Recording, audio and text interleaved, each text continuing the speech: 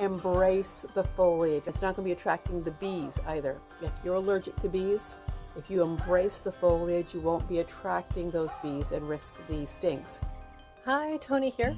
I want to share with you one of my favorite part sun shade annuals that I use both in containers by themselves, mixed containers, and to edge the beds with, where I am filling in usually between a perennial or some shrubbery. Always a fantastic idea to go ahead and fill in between those spaces with some annuals so that you're not tempted to plant them too close together.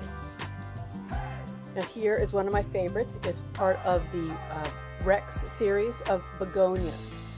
Begonias are a very large family.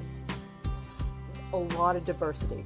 This one, it does flower, but it's not particularly showy. It's really grown for that foliage. And I am a big proponent of foliage. There's so much color and interest and texture in the foliage, and you don't have to worry about whether it's blooming or not.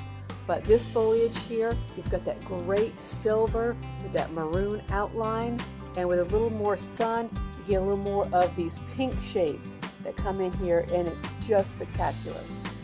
Again, this is one of the Rex begonias. You can find them in just about any local garden center. Check them out. You won't regret it. If you found this helpful, please click like. It means so much to me.